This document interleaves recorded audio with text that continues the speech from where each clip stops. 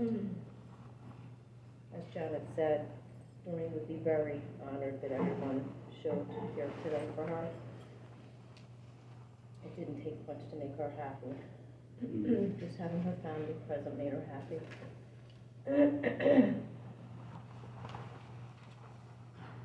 When Scott asked me if I would say something today, I felt quite honored.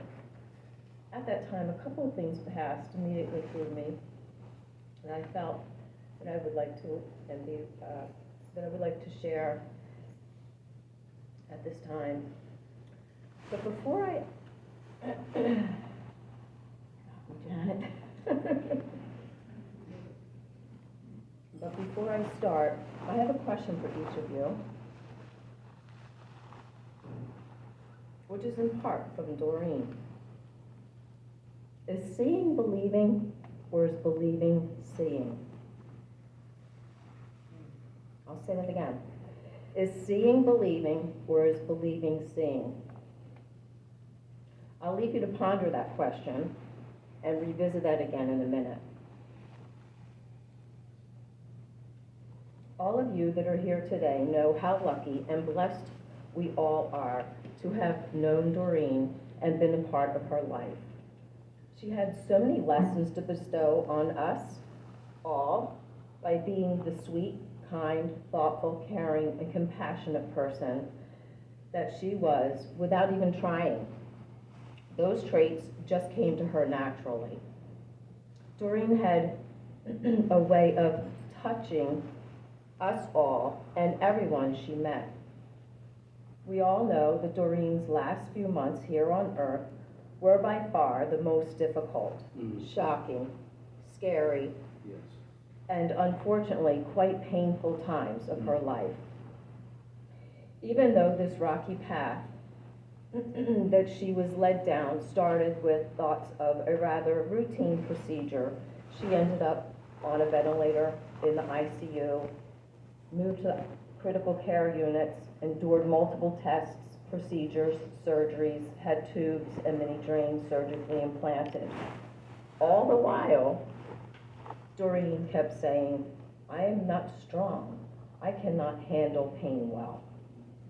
Well, for those who got to see Doreen through this tough time, we can all say she did handle it all, mentally, emotionally, physically, with such grace the entire time. All of the staff at Atlanticare and at Cooper Hospital said that they never met a more gracious patient.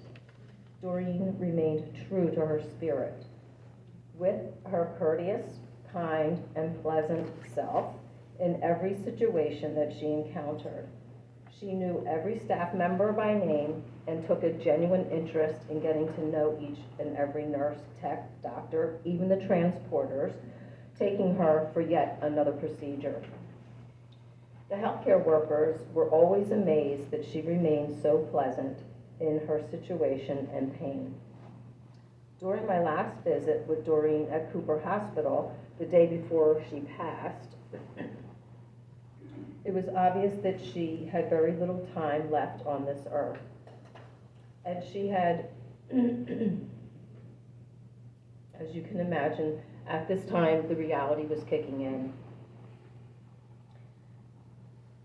As I was leaving, one of the male nurses made it a point to come over to me and express how sorry he was to see the sudden change with Doreen. He said that he only worked with Doreen during one shift the week prior, and that she was such a special person. He said that there are so many wonderful patients that he has the opportunity to meet, but there are only a few that he will never forget. And Doreen was one that he will truly never forget.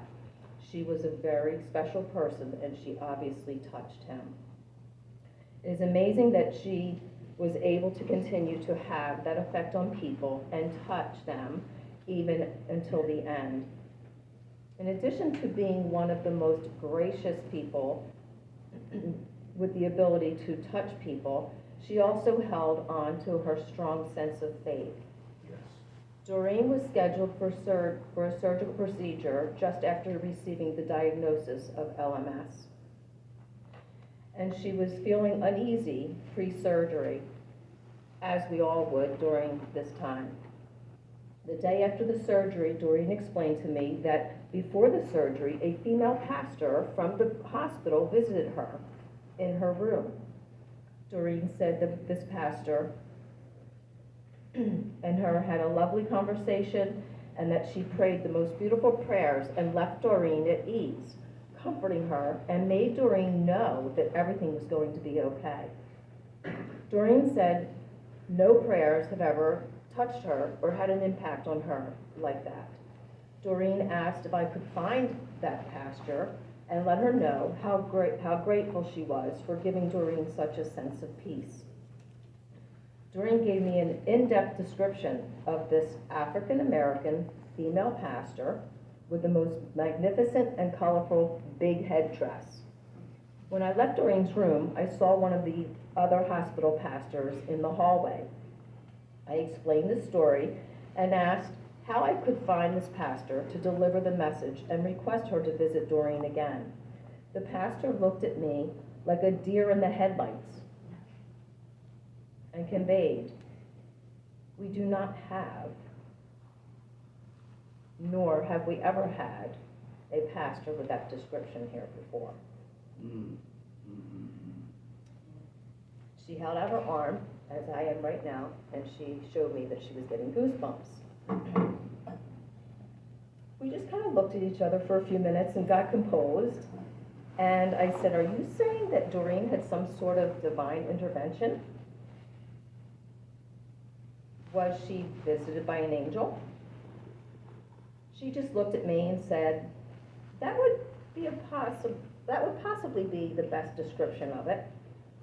I immediately returned to Doreen and gently delivered the news by telling her that I could not deliver the message to the pastor, nor could I get the pastor to return to pray for her again. Doreen, after explaining the conversation that just took place, Doreen looked at me, so puzzled and actually concerned, and asked me, "Aunt Joey, am I going nuts?" I said, "No, you're not going nuts." I said, "I think you're actually very blessed. Most people do not always get their guiding angels on speed dial like you when they need it most, much less get to have such a detailed recollection of their visit." Doreen kept insisting, "I can remember it all so clearly. I can hear her voice and prayers. Her beautiful headdress is so vivid in my mind. It had to be real. Most of all, her prayers have given me such a sense of peacefulness." For that sense of peacefulness that Doreen was given through whatever means it was, we can all be eternally grateful, as she so needed it at that time.